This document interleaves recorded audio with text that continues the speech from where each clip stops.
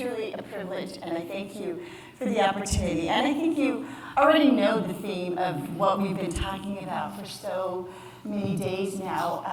It takes a village, the relationships, the trust, the community, and thinking outside the box and really more with your heart. And I wanted to just go back to where we started, which many of you already know when I did the survey of how many of you are participating in thriving collaborations. You're already doing a lot of these things just intuitively, naturally, focusing on your mission, leading with trust and humility, and then trying and striving to build constellations rather than stars. And I know all those things in italics, the organization kind of managing and controlling, making sure you get the credit because you need to continue to raise grant money and need to shine. You absolutely are stars and need to shine. So it does sometimes and often takes a leap of faith. And speaking of leaps of faith, I just have to share this because it's so fascinating. My family traveled with me here today because we love San Diego. We went to go see the paraglider launching point. I don't know if any of you got to it. It's just up the coast, a mile or two down the road. So we saw right where the paragliders jump off the cliff. And I saw, I'm sure I'll never see this again in my life, tandem paragliders with their dog. 2 people and a dog strapped jump off a cliff. Okay, so that takes a leap of faith, and now the dog didn't have much choice. This, maybe not as much, but I just want to share that I understand. It takes a huge leap of faith, but it's very doable. And once you start doing it and you lead with your heart, and you start seeing the results, and your partnerships are bearing fruit, no pun intended, then that's what starts to get the things snowballing and building and finding new ways where you're putting out, like those feelers that the runners that the strawberry plants do, like thinking outside the box. How do we engage our families in the schools? How do we engage our cafeteria staff in the gardens?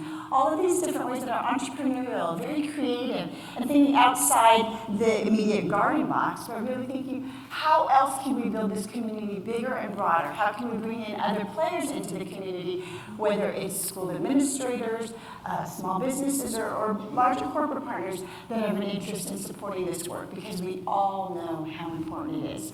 So I just want to bring us back to some of these principles and get us to a simple reminder of, if you can't remember the 4 principles, it's really quite simple. It's less of this and more of that.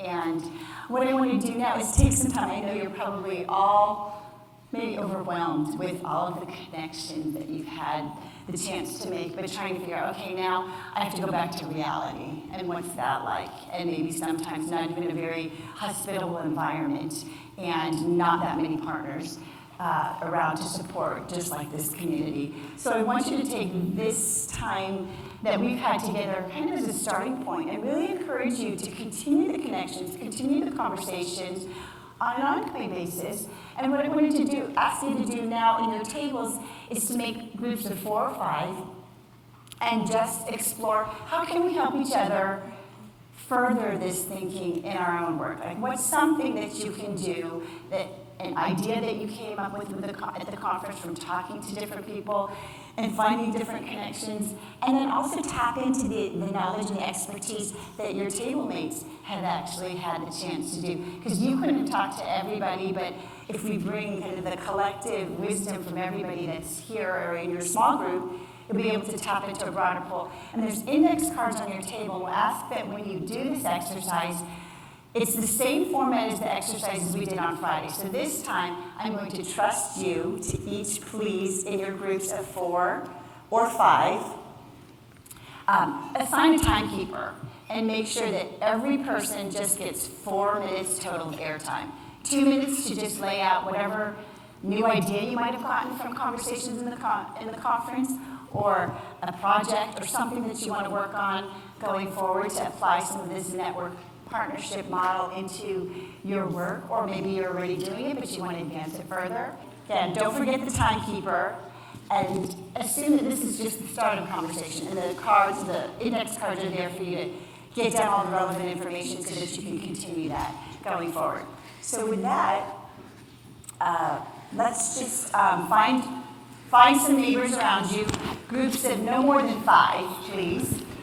And the tables, you can, if you're a full table, split it in half, and otherwise, move around. Thank you. And I love the energy, and I hope that this is just a sign that you'll continue the conversations and continue to do this great collaborative community building, relationship building, because that's what's going to move us forward together. So I just want to leave you with one quote that I absolutely love and think is a reflection of the beauty that you all bring to your work and to the world. And none of us, including me, is ever do great things, but we can all do small things with great love, and together we can do something wonderful. So thank you so much. It's been such a pleasure. Thank you.